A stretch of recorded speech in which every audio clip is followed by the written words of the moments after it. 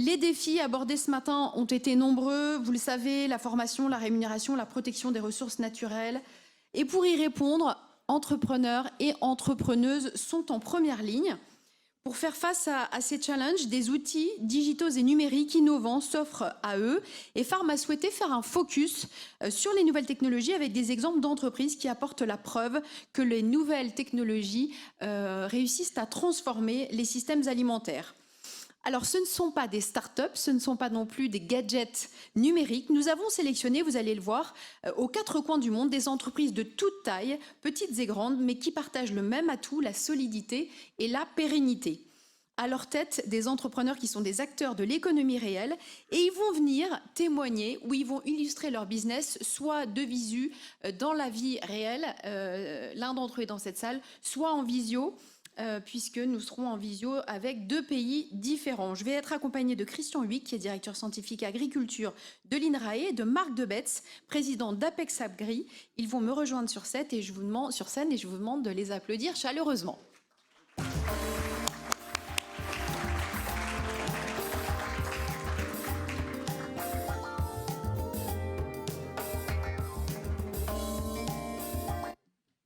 Bonjour à tous les deux, soyez les bienvenus. Merci de m'accompagner pour cette table ronde d'une heure. On va prendre tout de suite, sans plus attendre, la direction de l'Afrique pour scruter un enjeu de taille. Il s'agit de la formation. Comment former les jeunes aux emplois de demain? Comment leur donner confiance? Comment leur donner les clés? On est en visio avec Étienne Niyigaba, qui est avec nous depuis Kigali, au Rwanda. Bonjour et bienvenue Étienne, est-ce que vous m'entendez bien?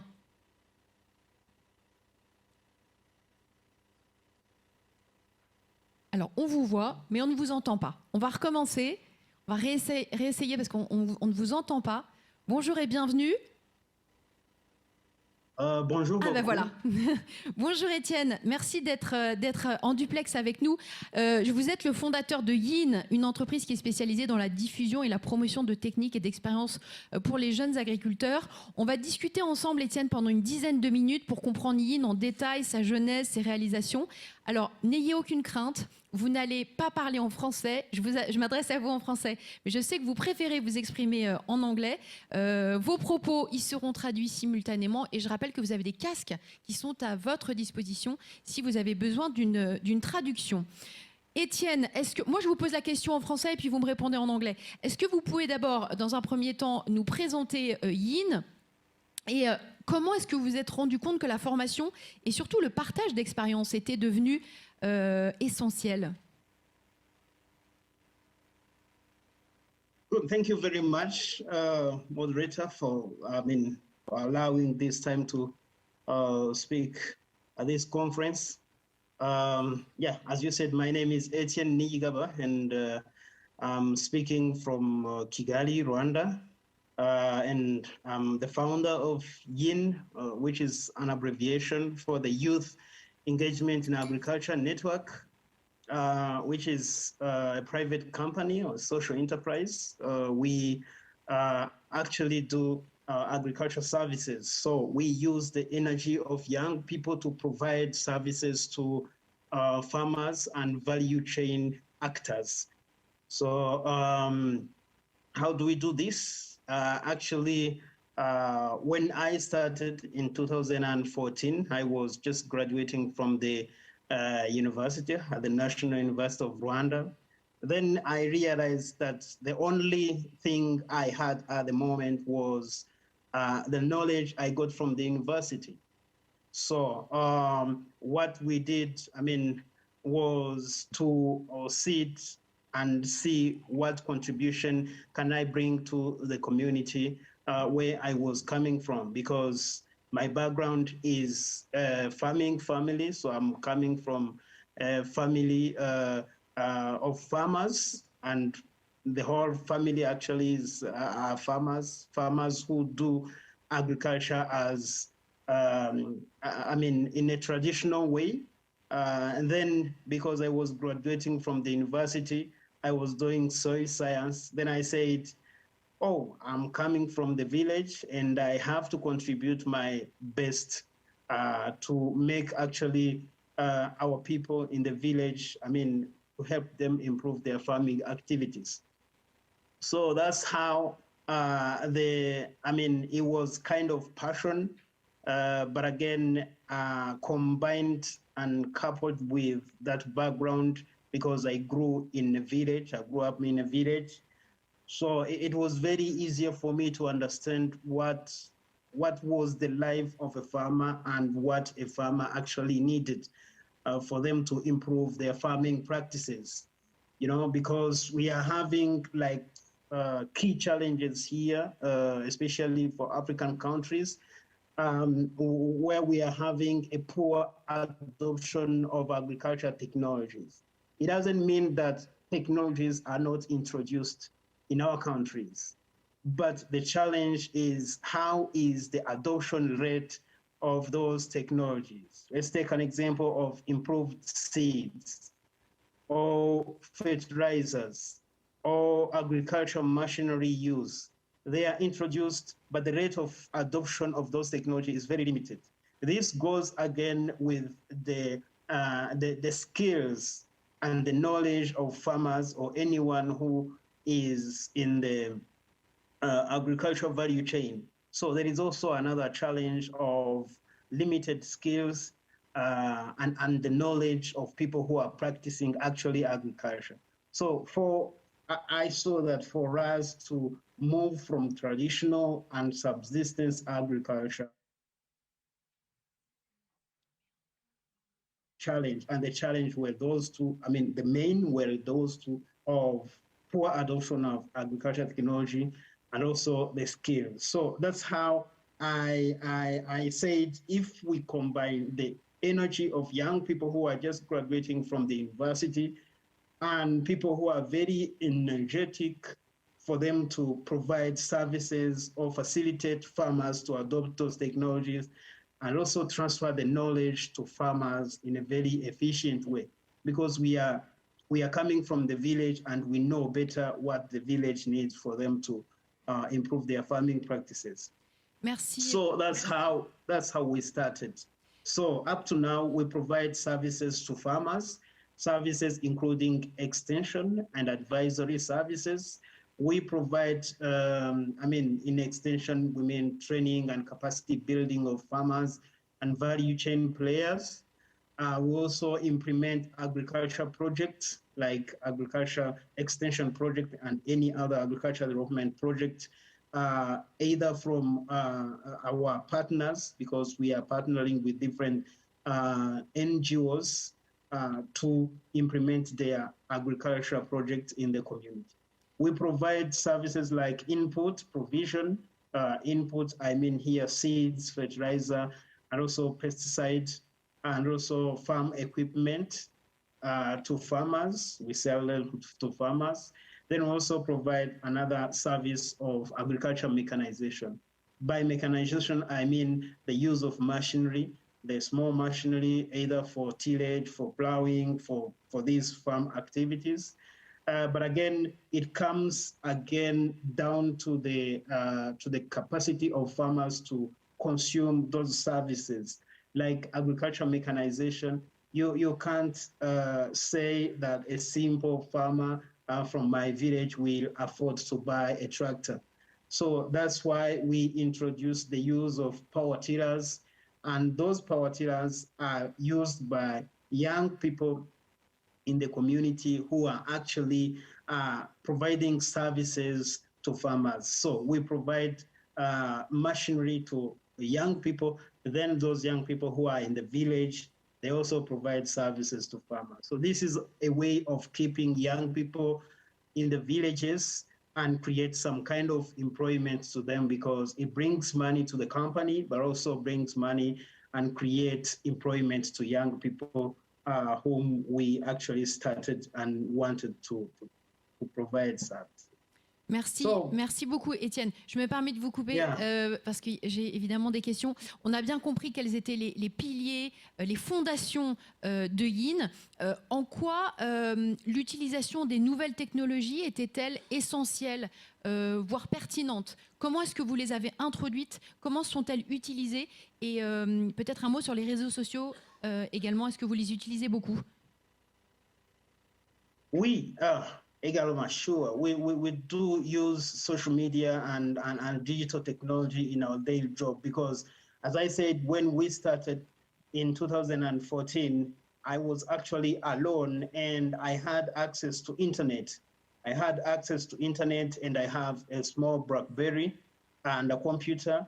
Then we wanted first to provide information to farmers and to those people who are serving farmers. Then it's from that time that I created a Facebook page that has now close to 40,000 people who shares information daily. So by those social medias, I just wanted to focus and target people who have access to these gadgets, to this technology. Then these are the people who are actually serving as public servants who provide services to farmers. So I said, if I get attention of those people who are serving the farmers and who has access to those technology, I'll be having access to all farmers because the information they will be receiving from their gadget, from our platform, will actually provide them very good information for them to teach. That's how it started.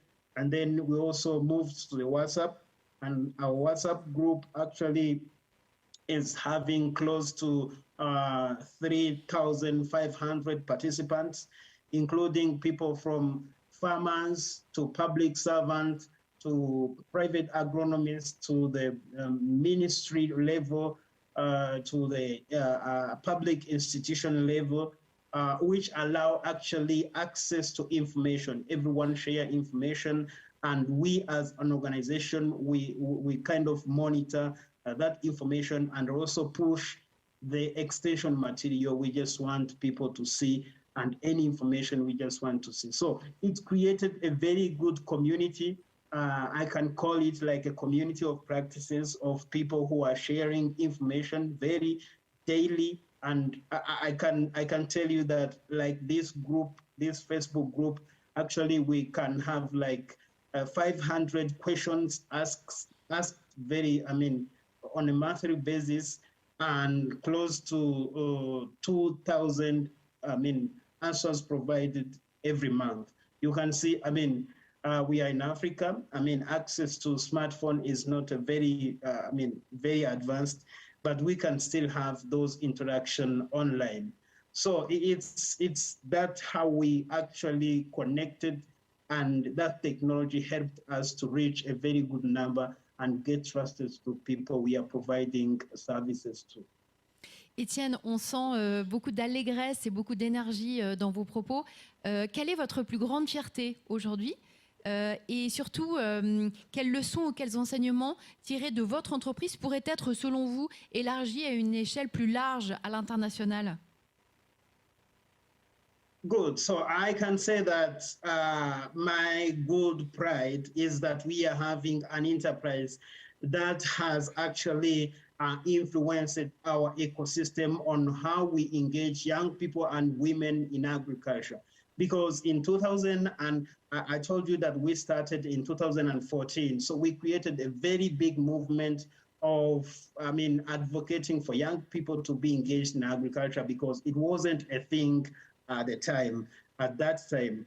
But 2 years after, the movement went very viral, and the Ministry of Agriculture decided to create a forum of young people who are engaged in agriculture and agribusiness. It is now a functional forum under the Ministry of Agriculture, and every young people who has a question, who just wants to venture into agriculture, they also provide some kind of assistance to young people who are being engaged in agriculture.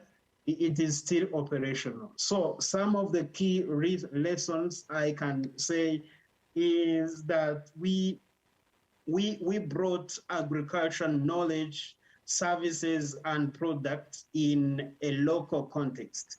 Most of the time when we are trying to sell services or products to people, it is good to use that knowledge or product into something very attractive and which portrays their situation. So we went further and created a customization of our services, and we tailored them to the needs of local people. If they need very cheap technology, if they need affordable technology, we will go with affordable technology. That's number one. Number two, there is a government will. I mean, it always goes with the government will. If there is a political will of engaging young people and women into something, I know, because I mean, young people are the ones to assimilate very quickly and adopt very quickly some of the technology and new techniques in agriculture. So it's, if there is a will of the government to support young people to start, we know that young people, they don't have so much of resources, but if there is a will to provide some kind of incentive, some kind of capacity building, some kind of guidance, young people will just join agriculture and they will provide very good services because it's the only thing actually they have to. So there is also the third one. I can say that we should limit the provision of free services and products.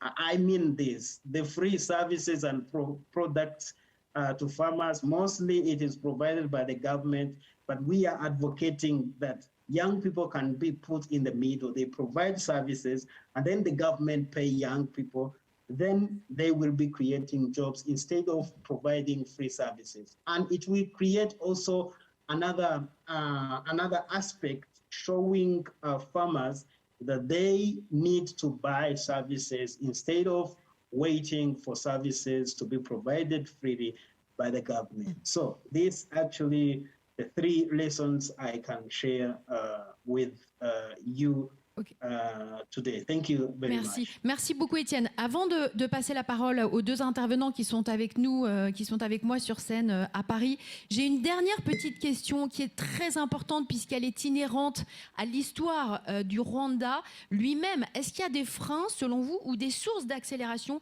qui sont liées justement à l'histoire de votre pays? Et après, je voudrais faire réagir les deux personnes qui sont sur scène à ce point. Good. Actually, the history of our country, I think it's kind of unique in that sense that we went into some kind of tragedy, the genocide in 1994, which was very, it was an extraordinary time for the country. It was really very challenging time for the country. And then after that, the country had to actually, leaders had to see ways to actually bring everything together to reconstruct the country because the genocide actually has destroyed everything. So actually knowing that the country is coming from very far, actually from close to zero in everything, it is actually pushing us to kind of work hard and see if we can, if we can provide the best we can as people who were there and people who are actually post-genocide, generation. So we are trying to build everything from like, if I can say, close to zero, because it actually started from kind of zero. So this actually we are pushing, we are trying the best to also push that energy in agriculture because we know that our population now is booming, but if we don't put so much energy in whatever we are doing, we will actually end up by losing what to feed to our population, because the country is really good now, is doing well in so many aspects, and people are, the population is growing very fast. So it is really up to us to have that very good energy to introduce new technique, new technology, to have actually access to enough food for the country. So it is also motivating us, actually. Merci beaucoup Étienne. Vous restez avec nous évidemment et vous pouvez intervenir à tout moment en faisant un petit signe. Je me tourne vers vous Christian, 2 questions en une. Étienne fait partie de cette jeunesse rwandaise à la fois en pleine expansion et pleine de vitalité, hein, on le sent dans ses propos. Comment est-ce que vous expliquez cette expansion économique du Rwanda 25 ans après le génocide? Ça, c'est ma première question. Et puis la deuxième, c'est l'importance de la formation. Pourquoi la formation, elle est si essentielle pour les jeunes d'un pays comme le Rwanda? En fait, je vais répondre en français, même si, in order to acknowledge the quality of Etienne, we could answer in English, but okay, I move back to French. Là, en fait, ce qu'a expliqué Etienne sur le boom du Rwanda, et comme il a dit à un moment donné, on est parti de zéro. En fait, il y a une similarité énorme avec l'état de l'Europe au sortir de la Seconde Guerre mondiale. Et en fait, il se crée à la suite de ça l'obligation d'avoir une vision commune à long terme qui devient en fait un projet de société. Et avec une transition énorme de la population, et comme il l'a dit, en fait, un boom démographique qui rejoint ce qu'a dit Gerda ce matin, c'est en fait l'énergie de la jeunesse. Et pour avoir, comme l'a dit Gerda ce matin, pour avoir une vraie énergie de la jeunesse, il faut l'alimenter pour son développement physique et son développement cognitif. Mais s'il n'y a pas cette jeunesse, et il a une jeunesse capable de réfléchir, de se former, il n'y a pas de formation possible, il n'y a pas toute l'énergie. Et donc, cette question en fait de la formation, c'est la formation initiale, hein, dans le cas d'Étienne, l'Université nationale du Rwanda, mais c'est tout ce qui se passe en fait tout autour de la formation. Ce qui se passe autour de la formation, c'est des réseaux, comment des jeunes qui ont suivi la même formation universitaire en fait continuent à travailler ensemble, quelque chose qui a été très très bien documenté par Brian Arthur en 1994 en particulier. Et qu'en fait, si des gens ont suivi la même formation, ils ont tendance naturellement à se faire confiance. Et en fait, ça devient un levier pour ce qui s'appelle des rendements croissants d'adoption. Ça, c'est le premier élément. Le deuxième point, c'est qu'il crée des partenariats. Dans son intervention, Étienne a mentionné la capacité à nouer des liens, y compris en dehors du monde agricole avec des ONG. Tout ça crée en fait des lieux de ressourcement. Mais en fait, au-delà même des lieux de ressourcement, c'est des lieux de construction d'une vision du futur. Étienne, dans les premiers mots, ce qu'il a expliqué, c'est la vision qu'il avait pour demain. En partant de sa situation personnelle, familiale, de son contexte de formation, la science du sol. Mais en fait, c'est et la passion et l'idée que la technologie est au service d'une vision. Ce n'est pas la technologie en tant que telle, hein, c'est la technologie au service d'une vision. Et reposant encore une fois sur l'idée que former les agriculteurs était le levier pour leur transition, d'où l'élément extrêmement important des organismes de développement. Et donc, en fait, derrière, ce qui est caché derrière tout ça, au-delà de la formation de dynamisme économique, c'est le fait qu'il ne peut pas y avoir d'innovation technologique s'il n'y a pas d'innovation organisationnelle. Et en fait, c'est cette transition-là qui fonctionne. Et le dernier élément, je pourrais en parler longtemps parce que je trouve ça absolument passionnant, c'est dans les conditions de la généralisation, il a mentionné un élément qui est la volonté politique d'inciter, mais ce qui est caché derrière ça, c'est la stabilité politique pour y arriver. Donc c'est un contexte absolument passionnant et qui présente énormément de similitudes avec ce que l'Europe a traversé il y a 75 ans. Mais sur la vitalité économique de ce petit pays, comment est-ce que vous l'expliquez? Et est-ce qu'il y a déjà des exemples qui pourraient se rapprocher de ce qui se passe au Rwanda aujourd'hui? Parce que c'est quand même très inattendu. Oh, c'est inattendu pour vous, Capucine. Je ne suis pas certaine. Non, en fait, c'est un petit pays qui a réussi à transformer... Ils partent de très loin. Ils partent de zéro, mais pour une raison génocidaire. Oui. Mais sur le plan de son potentiel pédologique, de son potentiel climatique, c'est un pays qui a énormément d'atouts. C'est un pays où il pleut souvent. Il y a un pays comme l'Ouganda qui est limitrophe et qui ne réussit pas de la même manière. Ben oui, vous avez le Burundi aussi. Mais en fait, donc il y a des atouts, mais comme l'a expliqué Étienne, il y a des conditions pour que ces atouts deviennent réellement des atouts. Vous pouvez avoir des tas d'atouts dans votre jeu quand vous jouez au poker, non, pas à la belote par exemple. Si vous les utilisez mal, vous allez perdre, hein. Donc là, la question, c'est, à un moment donné, il y a des conditions qui sont réunies, et peut-être que tout compte fait, même si c'est bizarre de dire ça, mais le fait d'avoir un traumatisme national crée une forme de vision totalement partagée du fait qu'il n'y a pas de plan B, il faut qu'on s'en sorte tous ensemble, qui crée les conditions pour ça et qui rend utilisables des atouts de pédoclimatique. Le fait aussi qu'il y a une forte augmentation de la démographie fait qu'il y a un marché interne qui se crée et qui est en fait une capacité à agir, et puis une capacité à avoir des interactions avec l'environnement.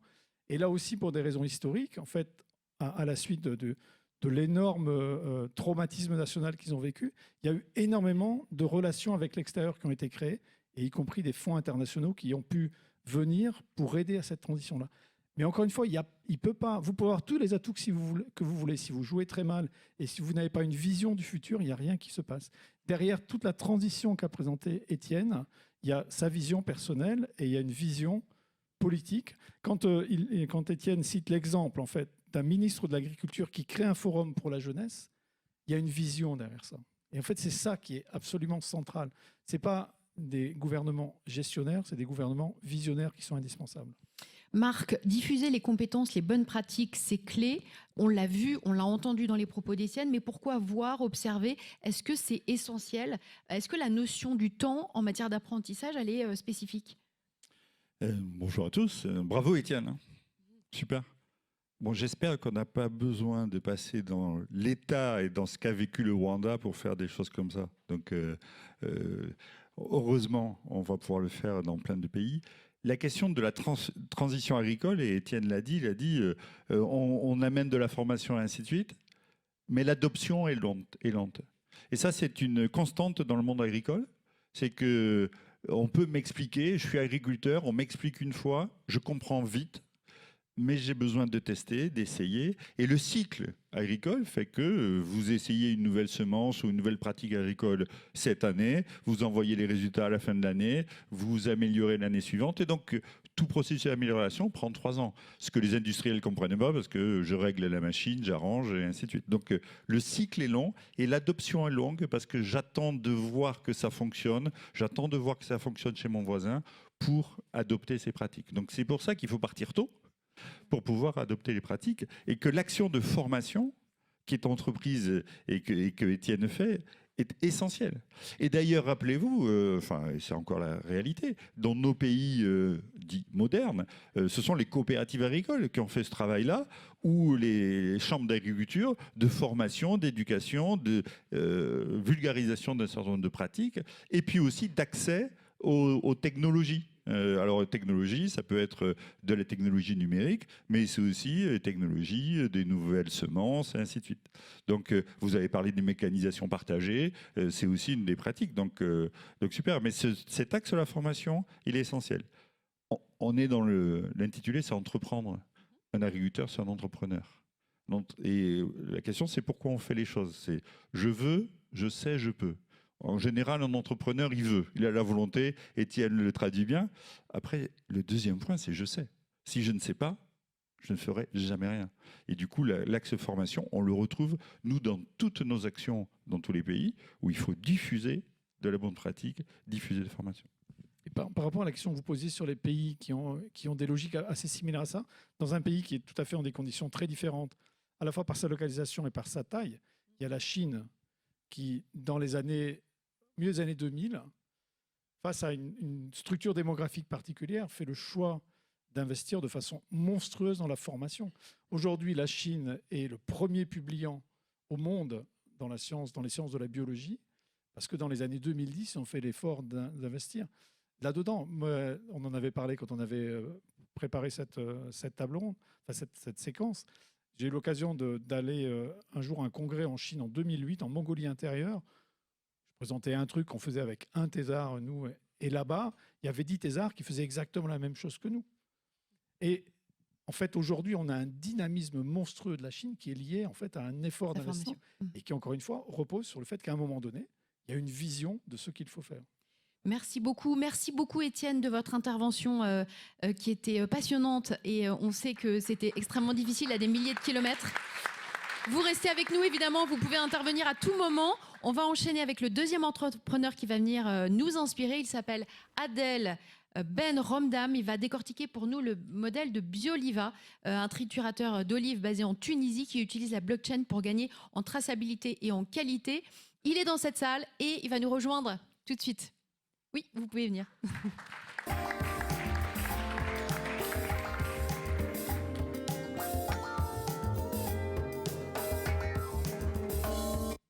Bonjour Adèle, soyez le bienvenu. Je vais vous poser quelques questions qui vont nous permettre de comprendre Bioliva, sa jeunesse peut-être. Racontez-nous un petit peu l'histoire de cette entreprise dans laquelle vous travailliez avant d'en être le dirigeant. C'est bien ça? Bonjour tout le Là, monde. vous pouvez approcher le micro en fait. Oui. Voilà. Bioliva a été créée en 2016, mais elle est entrée en production juin 2019. En fait, la vocation lors de la création a été changée en 2019 par un management buyout.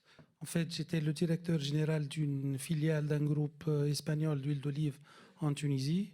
Donc, on a repris l'activité B2B. On a commencé petit, on était 3 ou 4 cadres pour faire ce travail de trading. Aujourd'hui, on est 37 cadres universitaires. On a commencé avec un chiffre d'affaires qui ne dépassait pas les 15 millions d'euros.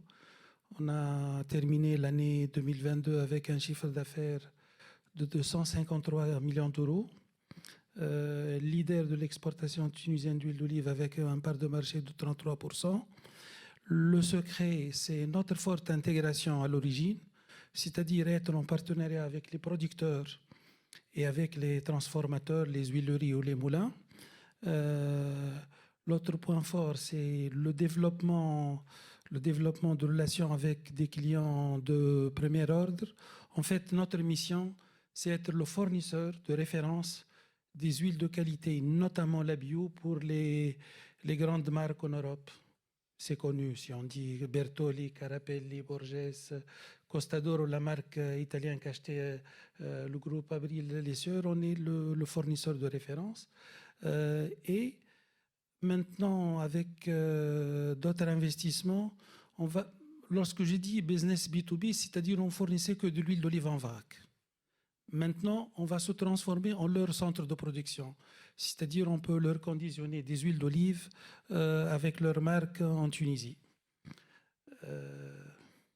Expliquez-nous comment les nouvelles technologies ont pris part dans votre business et vous avez introduit la blockchain il y a à peu près 1 an. Pourquoi est-ce que c'était essentiel de l'introduire et comment est-ce que ça vous permet de créer davantage de valeur? Je vais encore développer la mission de Bioliva. Bioliva, c'est surtout un focus sur l'huile d'olive bio. La Tunisie a en moyenne 6 à 8% de la production mondiale d'huile d'olive, toute qualité confondue, mais elle a 50% de la production mondiale de bio, avec des perspectives qui peuvent aller même à 60-70%. Donc, avant de vous parler de blockchain, le grand travail qu'on a fait avec les producteurs, les huileries, c'est de leur transformer d'une agriculture conventionnelle à une agriculture biologique. Et ça nécessite de grands travail de certification, d'audit et beaucoup d'informations. Et tellement le marché de bio a été développé pour Bioliva, on a plein d'audits. On est administré à plus qu'une dizaine d'audits par an. Parce que la bio, il a le référentiel européen, le référentiel américain, le référentiel brésilien, chinois. Et il y a un tas de documents et on a vu l'importance de digitaliser un peu la documentation et faciliter l'auditabilité de la société, surtout de période de Covid où on était demandé à faire les audits de certification à distance. Deuxième chose, on doit sécuriser la traçabilité parce que lorsqu'on dit bio, la question de traçabilité est importante. D'ailleurs, encore une fois, avec le Covid, dans chaque transaction de bio, on doit émettre une fiche de transaction manuelle. Maintenant, non, il faut entrer sur Trace. C'est la plateforme de l'Union européenne pour enregistrer ces opérations de bio. Aussi, on a vu qu'on gagne beaucoup avec cette infrastructure de blockchain, sécuriser l'information, mais aussi donner un accès plus facile à nos clients à l'information. Parce que bien que la norme dit en traçabilité, on doit aller à un niveau N-1, ils veulent la full traçabilité, la traçabilité totale. Aussi, c'était important pour notre équipe pour partager l'information. Christian, qu'est-ce que la France peut apprendre de ce cas précis et notamment de l'utilisation de la blockchain? La blockchain, c'est un outil, hein, comme l'a dit Adèle. La question fondamentale, elle est la traçabilité. En fait, ce qui est caché derrière ça, c'est la construction du consentement à payer. On sait qu'il y a un consentement à payer, enfin on sait. Les études d'économie comportementale montrent qu'il y a un consentement à payer pour le bio parce que c'est synonyme de naturalité.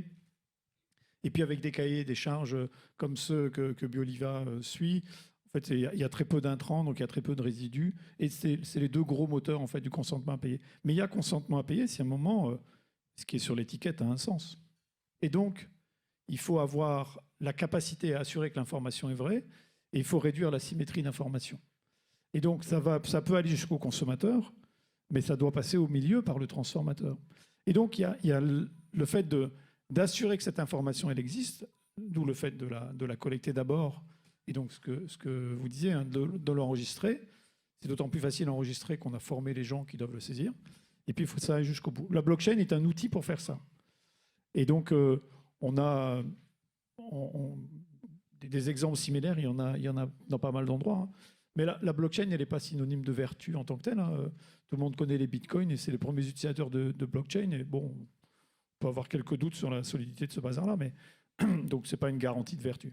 Mais c'est l'outil qui est aujourd'hui en fait le plus accessible pour assurer une traçabilité.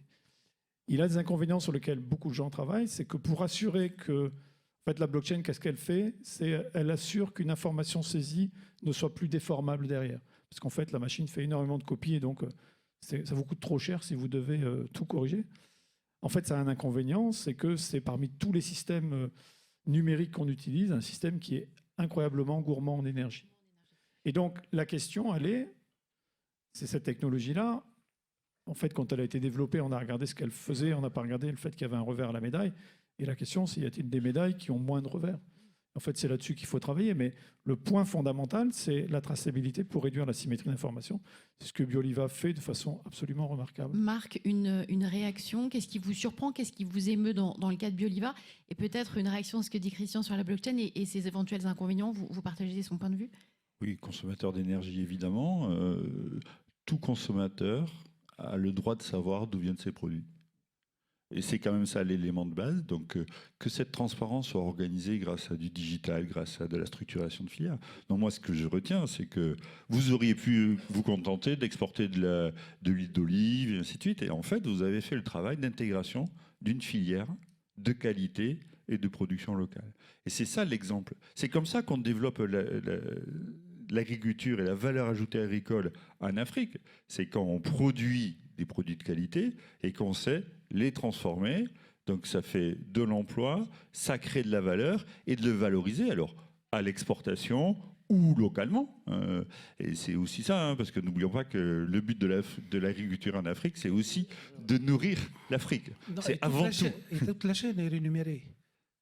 Lorsqu'on passe d'une agriculture conventionnelle biologique, le producteur est rémunéré, le transformateur est rémunéré, et l'exportateur est rémunéré, tout le monde. Et c'est cette intégration. C'est ça la création de la valeur. Voilà. Et donc c'est un exemple. C'est ça qui au-delà de la blockchain, c'est un outil comme tu as dit, mais en fait c'est l'intégration de cette chaîne.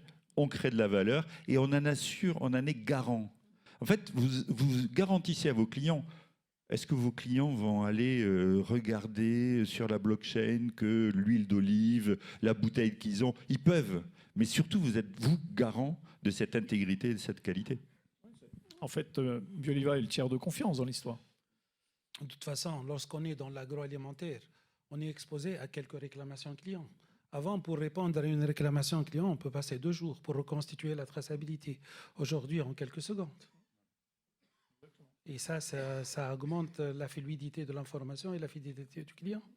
Merci beaucoup Adèle. Alors je vois que les Philippines sont connectées déjà depuis quelques minutes. Vous restez avec nous évidemment. Vous pouvez réagir à notre prochain cas d'école. On va donc se quitter la Tunisie pour retrouver les Philippines à présent et pour retrouver Joselito et Joséphine Goumino-Ocol. Donc je vois Joséphine qui est connectée depuis quelques minutes. Tous les deux sont les cofondateurs d'Agraba. C'est une plateforme digitale qui connecte les agriculteurs et les pêcheurs avec des financements et des acheteurs. Bonjour Joséphine. On vous retrouve en direct. On va d'abord regarder une petite vidéo d'une bonne minute qui présente votre activité, qui présente Agraba. Et on se retrouve juste après. Regardez cette vidéo. Agraba provides farmers and fisher folks with improvements in agri and aquaculture trading, financing, and traceability. Our platforms are designed with our farmers and fisher folks at the forefront and fully involved in the process. Through Agraba's innovations and technology, farmers are able to have a more rewarding livelihood and a stable income to support their families.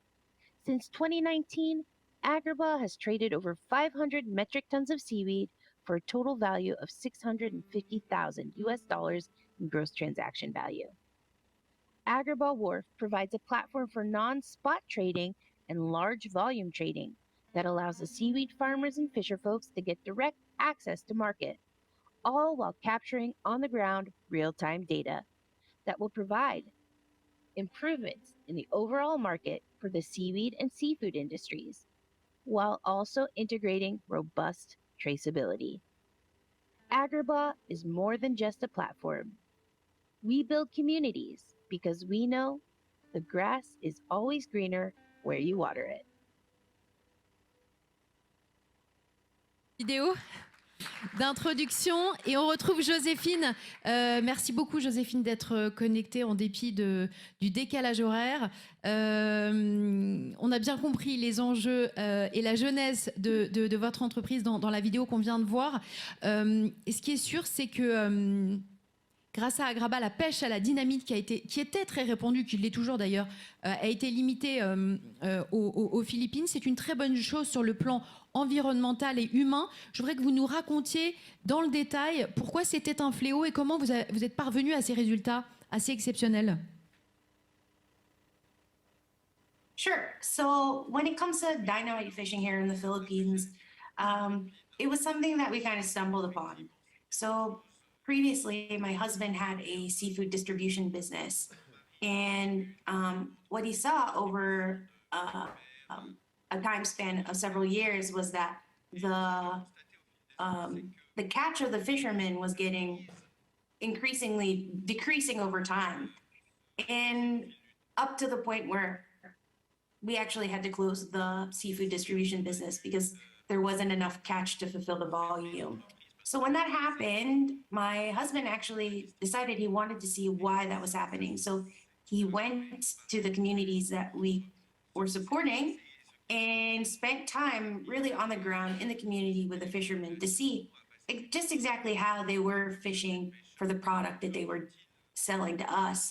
And when he got there, he realized quite quickly why the catch was becoming less and less over time. And it was because the ecosystem where the fishermen were fishing before was significantly affected by this dynamite fishing that they were doing. So when we decided we were going to build this business, we realized quite quickly we needed to find a way to help not only find better opportunities for those fishermen, but also how we could help rehabilitate the ecosystem. So when we looked at seaweed farming, we know in the Philippines is an island chain of over 7,000 islands, and the coastline is quite abundant here. And as time goes on, there's a decrease in the amount of farmland here in the Philippines because it's being developed. So with seaweed fishing, you don't need to have arable land. You just need to have shoreline that has a stable, what do you call this? A stable flow of water. And it also needs to be clean in terms of coastline. So seaweed farming is really something that not only helped our fishermen earn stable income, but it also helps rehabilitate the ecosystem of the fish. So seaweed is really remarkable in a sense that it not only is something that helps with ocean acidification, but it also helps with creating a safe ecosystem for small fish to grow. And on top of that, it also acts as a breaking wall. Like, for example, when there's a strong storm, which we have a lot of here in the Philippines, the seaweed can actually help with protecting shorelines. On top of this, seaweed actually sequesters carbon dioxide. So it also helps by pooling carbon dioxide from the environment, and then sequesters it in the seaweed. But not only that, if you didn't know this, seaweed actually is part of many different types of products that we use on a daily basis, from the cosmetics that we put on our face to even to some of the food products that we use. Like, for example, seaweed as a stabilizer, things that we eat. But we don't even realize that seaweed can do that. Seaweed can as well.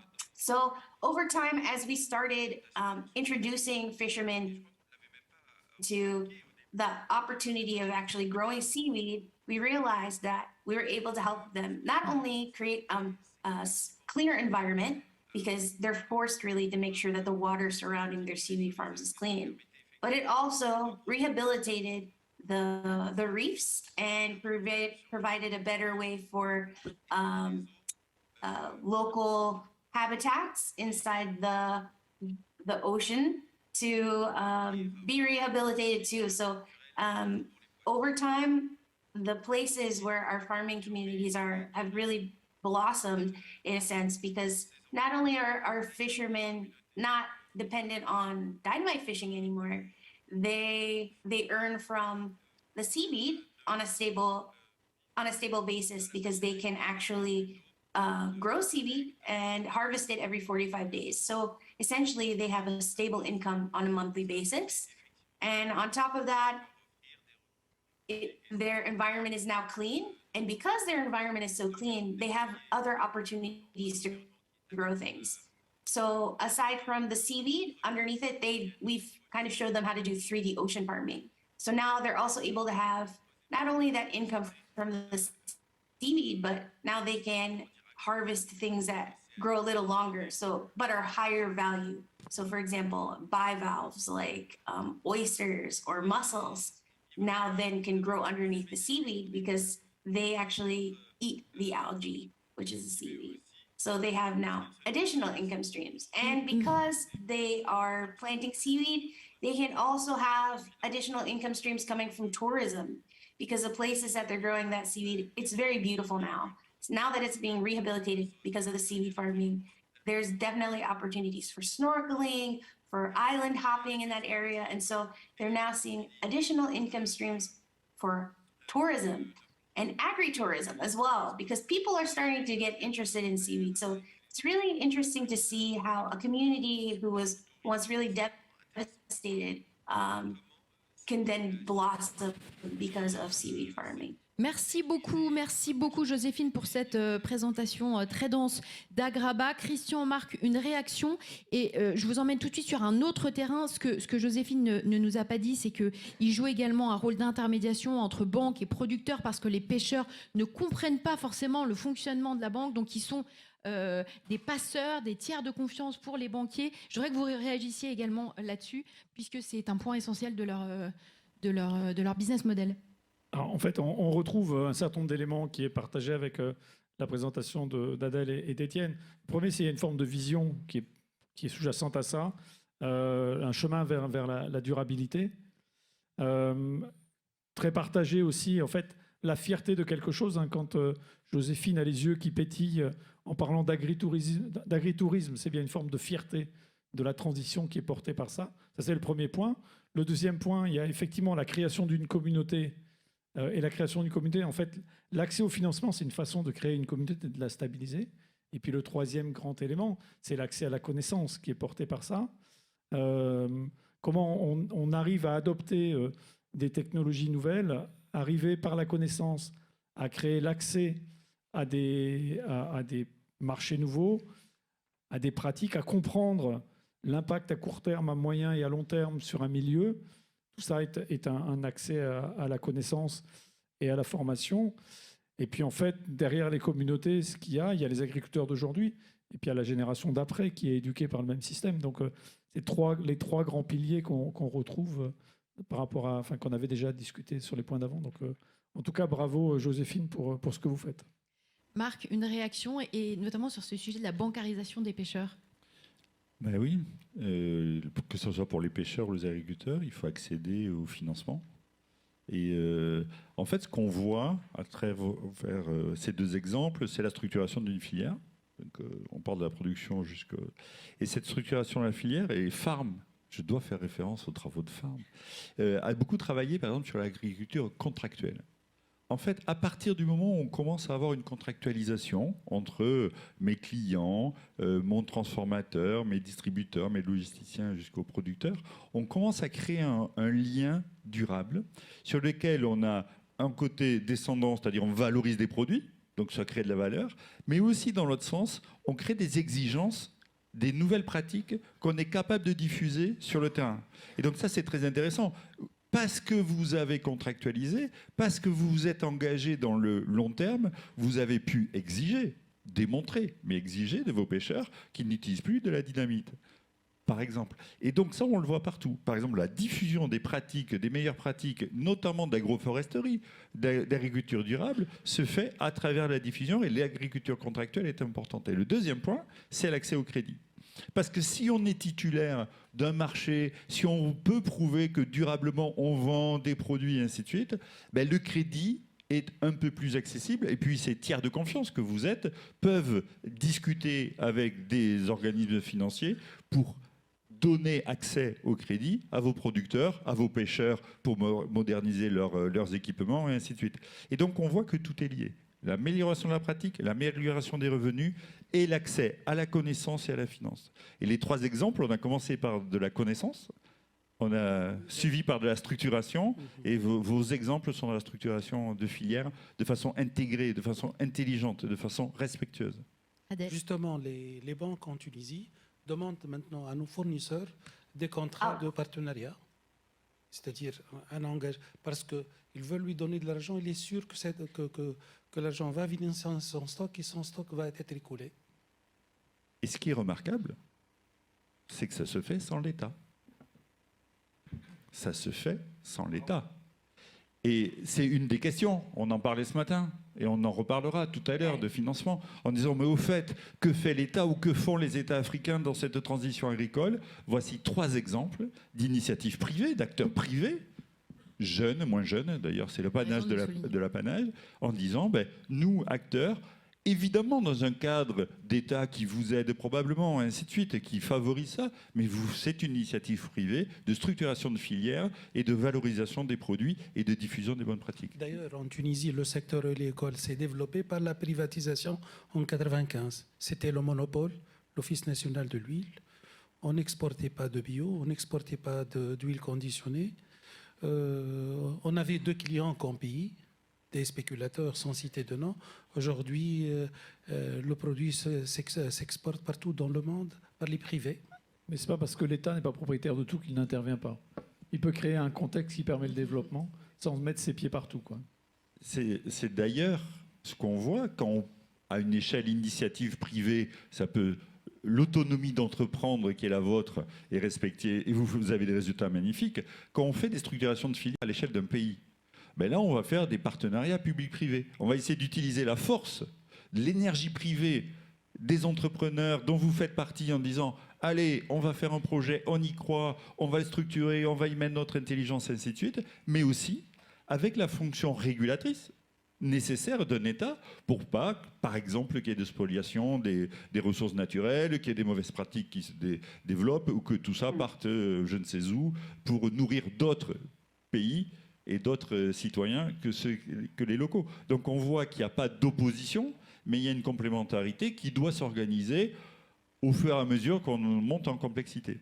En tous les cas, l'initiative privée, elle est géniale. Bravo, vous êtes des entrepreneurs, des vrais.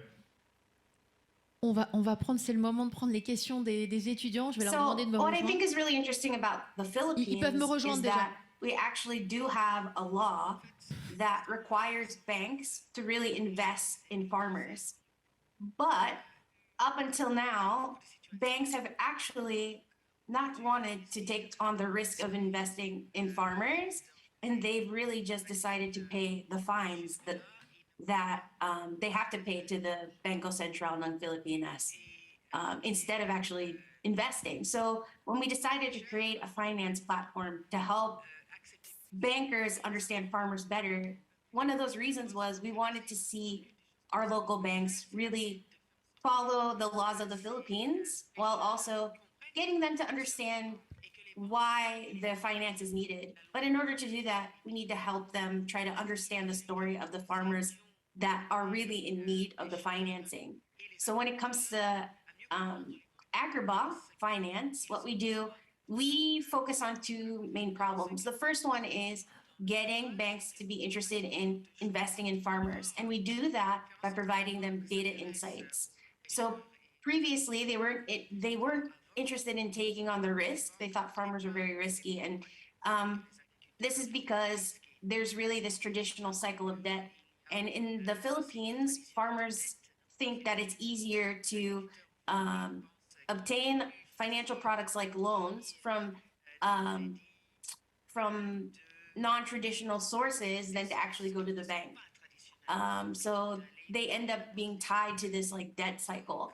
But actually, if they were another thing that happens is that when they work with Agribah, banks understand the farmers better because they can understand how much a farmer is producing, how much they're earning, their capacity to grow, and the cycle of their crops.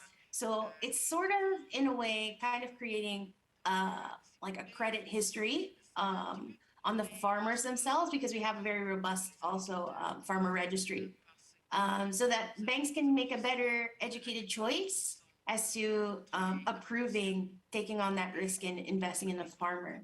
But on the farmer side of things, the Agribah Finance platform actually helps them by making it easier for them to apply for those financial products.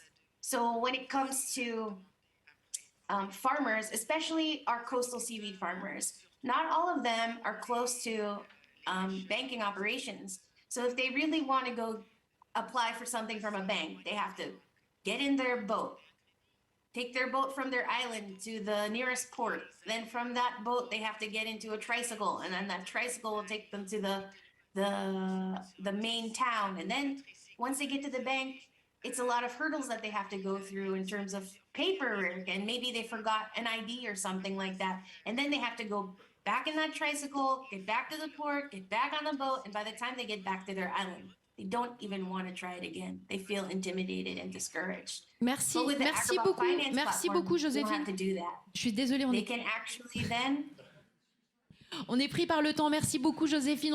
On a d'autres questions, peut-être pour vous d'ailleurs. Je vais laisser nos étudiants les poser tout de suite. Simon. Ok, merci beaucoup pour tous les intervenants. Une question qui est venue beaucoup plus dans le chat et qui s'adresse beaucoup plus à BioLiva et à Yin. La question est de savoir quel est l'impact de leurs activités sur le niveau de vie des agriculteurs. L'impact de vos activités sur le niveau de vie des agriculteurs.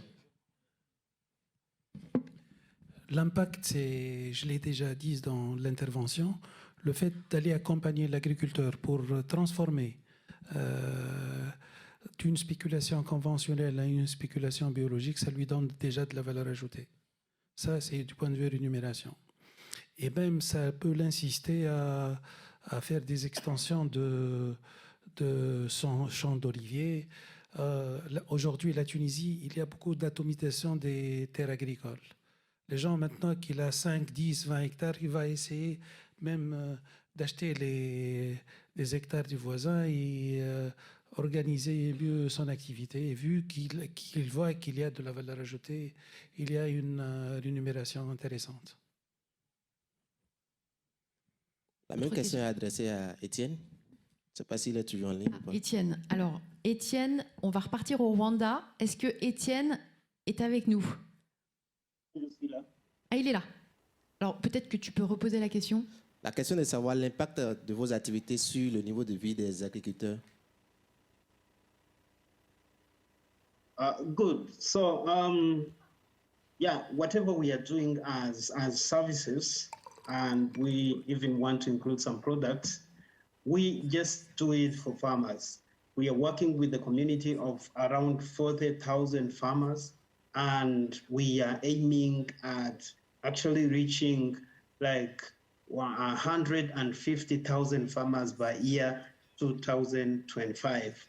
So we help farmers to have those, we facilitate them to adopt those technologies, and we also accompany them as they are doing their agriculture, activities. So it is in crop production and also in animal production. So we work with them. We provide with them some few free services, but those free services are again to trigger them for them to buy our services, because we just want the services to be demand driven for us to customize and tailor the services to the needs of farmers. For example, if we are providing seeds, if we are selling seeds, if we are providing these mechanization services, we make sure that the farmer we are working with is able to consume those services. So no one can buy your services if it doesn't actually add any value to whatever they are doing. So we are sure that we are making an impact because people are buying our services. If our services doesn't have any impact, any value to the farming community we are serving, we won't see actually our business growing. So that's how we are partnering with farmers. We provide the services, they buy it, and then we accompany them in their farming activities through extension and advisory services we are providing to them. And most of the advisory services we provide are free of charge. Then we sell the product and other services to the farmers. So they are buying because it adds value to them. And we saw that because we are having so many and multiple requests to organize training which are supported by farmers, which are actually paid by farmers. And it wasn't actually a thing for farmers to pay the services, extension services. So, even now, there are farmers you can tell them to pay the services, like extension services. But we reached at that point where farmers can pay the services, which means that they find a value in what we are offering to them. Thank you. Merci beaucoup. Merci Étienne. On passe tout de suite à la question de Simon. Non, elle n'avait pas. Ok. Et ben ça tombe bien parce qu'il nous reste 6 minutes et on va faire cette petite conclusion avec Christian et Marc. On a fait c'est vraiment une table ronde extrêmement riche et dense. On aura fait le tour du monde avec ces trois entreprises et ces trois pays. Première question pour vous, Christian, pour aller un peu plus loin. On voit que la recherche, elle est essentielle, mais que dans ces cas précis d'entrepreneurs, il nous prouve qu'avec de l'énergie, on peut déplacer des montagnes. Alors, quel est le lien? Quel lien qu'il y a encore? Et quel est votre regard sur ce lien, sur l'alchimie qu'il existe entre recherche et entrepreneuriat, justement? Comment est-ce que l'un peut s'imposer par rapport à l'autre? Avant de répondre à votre question, je vais faire un clin d'œil. Vous avez commencé à annoncer qu'on allait dans les 4 coins du monde et on est allé dans 4 coins du monde avec 3 témoignages. Et donc, c'est là qu'on voit que la Terre est ronde. Non, plus sérieusement, par rapport à la question, en fait, qu'est-ce que la recherche peut apporter là-dedans? En fait, Comment est-ce qu'elle trouve sa place surtout? c'est pas que... Oui, mais en fait, comment elle participe à cet écosystème transformant? En fait, on peut être interpellé en fait en disant, mais après tout, ce qui a été témoigné par les 3 entrepreneurs, c'est en fait d'avoir besoin d'une connaissance actionnable tout de suite. Mais en fait, pour avoir besoin d'une connaissance actionnable tout de suite, il faut qu'elle ait été produite en amont. Et donc, ça rejoint ce que disait l'exemple que citait Bernard Lehmann. Je ne vais pas faire de la pub, il a cité un bouquin dont je suis un des auteurs. Donc, bon. Mais en fait, c'est comment on pense à un moment donné, comment la recherche, à un moment donné, pense très loin. Et en fait, c'est ça, tous les enjeux qu'il y a de la construction et du pilotage de la recherche aujourd'hui dans tous les pays du monde, c'est comment il y a du partenariat public-privé et de la construction de connaissances actionnables. C'est pas, et Gerda le disait ce matin, c'est pas parce qu'il y a un rapport de recherche qu'on met sur une étagère que de fait ce qu'il y a dedans est actionnable. D'abord, il n'y a pas pratiquement personne qui le lit, même les pouvoirs publics ne le lisent pas souvent, et les agriculteurs, ils ne le lisent pas, c'est normal. Et donc, à un moment donné, il faut qu'il y ait une traduction de ça. Marc citait tout à l'heure les chambres d'agriculture, ça fait partie de leur mission. Ça, c'est le premier point. Le deuxième point, la recherche doit, et c'est une obligation de la recherche publique, de penser très loin et de la penser à risque. Parce que si on ne fait pas de la recherche à risque, ce n'est pas la peine, il faut changer de métier. Et le troisième élément, qui pour moi est central, c'est des démarches qui sont très émergentes à l'échelle mondiale. C'est les démarches qu'on appelle les Living Labs. C'est comment en fait on arrive à mettre autour d'une même table pour penser, pour co-définir les objectifs, mais aussi créer les ressources, créer les connaissances. C'est comment on met autour d'une table les acteurs de la recherche, les acteurs économiques et tous les utilisateurs finaux, que ces utilisateurs finaux soient ce qu'on appelle dans le jargon des Living Labs bénéficiaires directs ou indirects. En fait, les bénéficiaires directs, c'est par exemple les agriculteurs qui bénéficient de la recherche, et les bénéficiaires indirects, c'est en général ceux qui bénéficient de rien. C'est par exemple les citoyens qui reçoivent des pesticides. Et en fait, ces démarches-là, elles sont totalement originales parce qu'elles mettent en tension, et c'est très bien souligné dans tout ce qui a été dit, des questions de bien commun avec des questions de bien privé. Et c'est la tension qu'il y a entre aujourd'hui et demain. Et c'est ça, je pense, l'élément central que l'on a aujourd'hui, c'est qu'en fait, on doit remettre de la temporalité dans ce que l'on fait. Remettre de la temporalité, remettre de la jeunesse, est-ce que c'est aussi primordial? Parce qu'on le voit dans quasiment tous ces cas d'école, remettre de la jeunesse sur les activités agricoles via l'entrepreneuriat, c'est fondamental? C'est absolument nécessaire, opportun, fondamental. Opportun parce que c'est un métier génial. Il ne faut pas l'oublier. Nourrir les gens, nourrir la planète, c'est quand même pas mal si on réfléchit comme ça. Alors, c'est super compliqué. C'est le métier le plus à risque parce qu'on est exposé à 2 risques principaux. L'aléa climatique qui fait que d'une année à l'autre, on récolte plus ou moins. Et même si on récolte, on ne sait jamais à quel prix. Si on va le vendre, et donc on a les 2 aléas de marché, de climat et de rendement qui se cumulent. Mais ceci dit, ça reste un beau métier. Pourquoi c'est fondamental la jeunesse aussi, notamment en Afrique? Ça a été dit ce matin. 500 millions de jeunes Africains qui viennent, qui ont envie de travailler, qui ont de l'énergie, vous en êtes les témoins, qui ont de l'intelligence. Il faut produire, trouver une activité économique. Et ce qui a été exposé en un mot, je trouve qu'on a la synthèse de tout. On a l'accès à la connaissance. Vous y avez fait référence, extrêmement important, l'accès aux moyens rares, financement, moyens, mécanisation et ainsi de suite, mais surtout l'intégration, la structuration de filières à valeur ajoutée avec création de valeur ajoutée locale. C'est ça la voie, elle n'est pas extrêmement compliquée, alors elle est plus ou moins duplicable et ainsi de suite, mais vous êtes les porteurs de ces exemples-là, et des exemples comme vous, c'est ça qui est intéressant, il y en a des centaines. Des centaines. Et c'est ça qui est très enthousiasmant. Dans tous les pays où nous allons, on en voit. Et alors, il y a des freins, ça ne réussit pas toujours au premier coup, mais ça, c'est l'entreprise. Mais à la fin, on a beaucoup d'énergie qui s'investit dans l'agriculture, dans cette activité-là. Et dites-le à vos copains, à nos enfants, et ainsi de suite, parce qu'il faut le faire. Il faut gagner comme ça. Merci beaucoup, on restera sur cette note.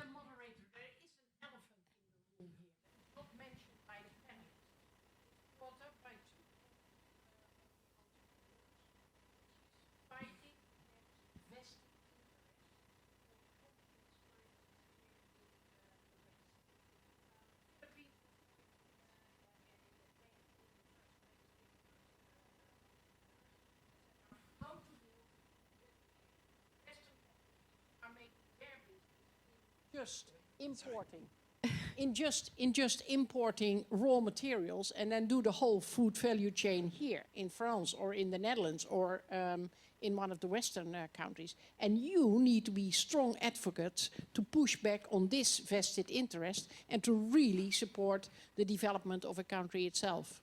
Je serais très heureux de partager avec vous, par exemple, le projet qu'on fait au Tchad, qui est exactement ça. Aujourd'hui, un cheptel extraordinaire, pas de valorisation locale, parce que pas de système organisé de production de valorisation, et c'est valorisé par les autres. Des exemples d'exploitation de production naturelle qui sont faites notamment en Afrique et qui sont valorisées en Chine, en Europe, et ainsi de suite, et quelquefois qui reviennent, on en a des tonnes. C'est pas pour ça qu'on ne va pas changer. Et qu'est-ce qui nous empêche de changer ? À partir du moment où on sait fédérer des agriculteurs, des producteurs, où on sait s'investir, où on ose s'investir en disant on va créer la filière locale, qu'est-ce qui nous empêche ? On est toujours plus fort que les agro-business, ainsi de suite, on s'en fout. Rien ne nous empêche de le faire. Et à plus, quand on est jeune, entrepreneur et africain, on peut y aller. Non ? Ça te va ? Allez, Merci go. pour cette petite incise. En complément de ce qu'a dit Marc... Mais vraiment très rapidement. Oh, ça c'est compliqué. Mais en complément de ce qu'a dit Marc, en fait, ce qui change aussi, c'est est-ce qu'on mesure toutes les externalités négatives ? Parce qu'en fait, le transport à très très longue distance de matières premières, dont on ne paye pas forcément le juste prix, mais dont on n'intègre absolument pas les coûts environnementaux induits, c'est ça qui a conduit à des déformations de marché. Et donc, en fait, il faut réussir à regarder la totalité des dimensions en même temps. C'est pour ça que je mentionnais le fait qu'il faut qu'on arrive à réfléchir la tension entre les biens privés, à savoir les biens de marché, et les biens communs, qui sont la préservation de l'environnement. Si on ne mesure pas ça, on n'a pris qu'une des dimensions en compte.